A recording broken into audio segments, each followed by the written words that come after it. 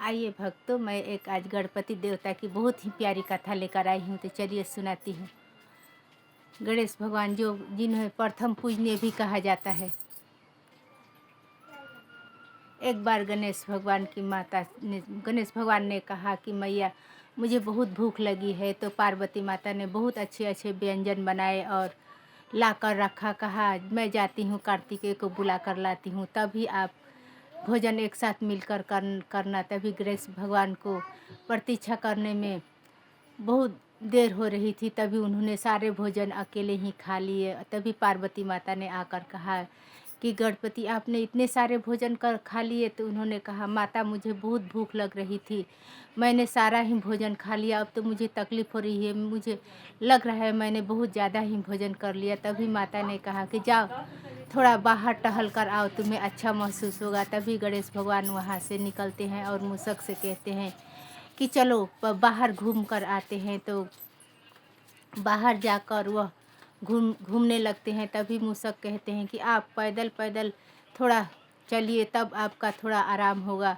आपने इतने ज़्यादा भोजन क्यों कर लिए। गणपति जी ने कहा कि कोई बात नहीं, कुछ नहीं, मुझे खाने की आदत है, कुछ नहीं होगा, चलो यहीं थोड़ी देर टहलते हैं। चांदनी रात थी।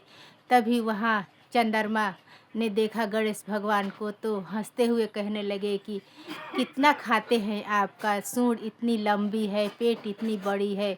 बहुत बुरी तरह उपहास करते हुए कहने लगे, हंसने लगे और कहते हैं देखिए मैं कितना सुंदर हूँ, सुंदरता के आगे मेरे आगे तो कोई कुछ नहीं है, मैं तो बहुत ही अधिक सुंदर हूँ, सब मुझसे सुंदर संसार में कोई नहीं है। आप तो देखिए आपका सूंड भी किस प्रकार है, पेट इतने बड़े हैं, चल रहे हैं तो कैसे लग रहे हैं। गणेश भगवान की उनकी बात सुनकर बहुत ही गुस्सा आया और कहने लगे तुम्हें अपनी सुंदरता पर बहुत ही घमंड है, जाओ तुम्हारे पूरे शरीर में धब्बे हो जाएंगे और मुख काले पड़ जाएंगे। तभी चंद्रमा के पूरे शरीर में धब्बे ही धब्बे हो जाते हैं, उसका चेहरा पूरी तरह से कुरूप हो जाता है। वह बहुत ही विचलित होकर कहते हैं कि यह क्या हो गया, ऐसा नहीं हो सकता, ऐसा नहीं हो सकता। कहते हुए गणेश भगवान अपने घर में आ जाते हैं और वह जाकर कहते हैं कि मैं अब क्या करूं। जाकर वह जल में छिप जाते हैं और कहने लगते हैं मैं अपना ऐसा रूप लेकर बाहर नहीं निकलूंगा, कोई देखेंगे तो मुझे हंसेंगे। इस प्रकार से वह जल के भीतर समाहित हो जाते हैं। तभी सभी देवलोग कहते हैं कि चंद्रमा कहाँ चले गए। चंद्रमा को क्षिप्रित होने से संसार में बहुत बुरी ही असर पड़ती है। सभी ग्रहों का स्थान अपनी अपनी जगह पर होती है, अगर चंद्रमा ना रहे तो बहुत बुरी प्रभाव पड़ेगी इस धरती के ऊपर। तभी सभी लोग चंद्रमा के खोजने लगते हैं। तभी शनि भगवान कहते हैं कि वह जल का कारक है, तो वह जल में ही खोजने से मिलेंगे। तभी सभी लोग जाते हैं जल में और जल में जाकर देखते हैं तो चंद्रमा जल के भीतर छिपे हुए थे। तभी सभी लोग कहने लगते हैं कि आप जल में क्यों छिपे हुए हैं। तभी वह निकल कर बाहर आते हैं। सभी लोग उनके रूप को देखकर बहुत ही विचलित होते हैं कि आपका रूप ऐसा क्यों,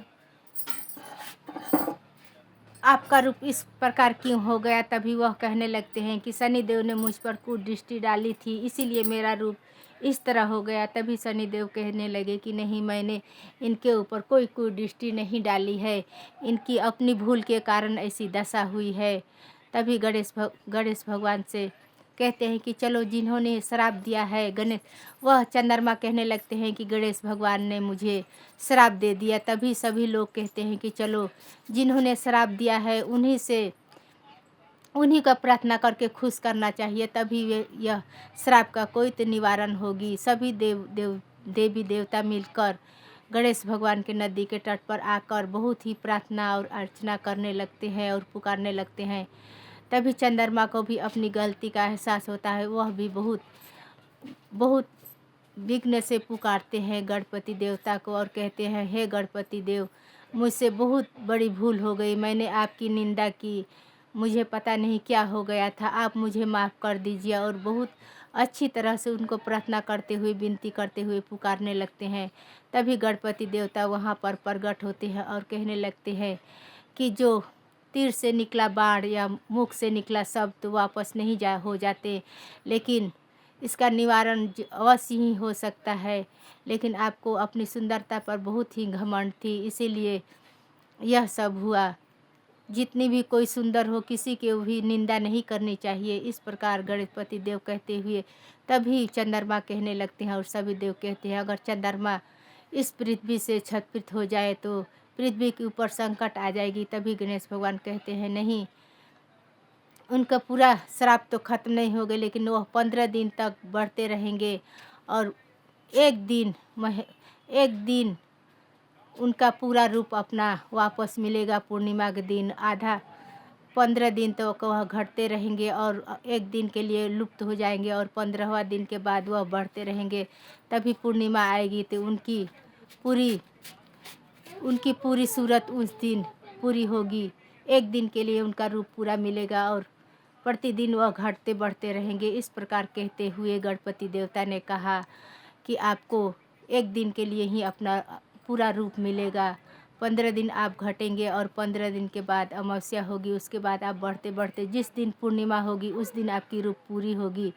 और आपने क्योंकि मुझको निंदा की है, इसलिए अगर गणेश चतुर्दशी के दिन कोई भी आपको यदि देख ले तो उन्हें दोष लगेगा, झूठी काम के चोरी की या किसी को भी कलंक लगेगा। इसीलिए गणेश चतुर्दशी के चंद्रमा को किसी को भी दर्शन नहीं करने चाहिए। अगर कोई भी दर्शन कर ले तो उसे कलंक लगता है। ऐसा कहकर गणपति देव कहते हैं कि आपको पूजा भी चतुर्दशी के ही होगी मेरे साथ। इस प्रकार कहते हुए उसे एक वरदान भी देते हैं चंद्रमा को कि गणेश चतुर्दशी के दिन आपकी भी तीज पूजा होगी और मेरी भी, लेकिन चंद्रमा को कोई नहीं देखेगा। इस प्रकार कहते हुए गणपति देवता ने अपने श्राप को कम किया और सभी देवी देवता को आशीर्वाद देते हुए कहा कि इस प्रकार चंद्रमा को 15 दिन तक घटते बढ़ते रहते हैं। और गणेश भगवान ने कहा कि आपको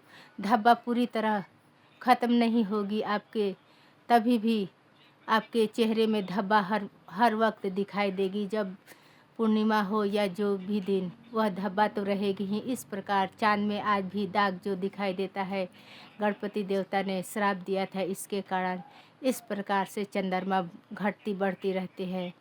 इसलिए भक्तों, किसी को भी सुंदरता पे अपनी ज़रूरत से ज़्यादा घमंड नहीं होनी चाहिए। तो यह कहानी बस इतनी सी छोटी सी थी। अब मिलती हूँ अगली कहानी में, तब तक के लिए धन्यवाद।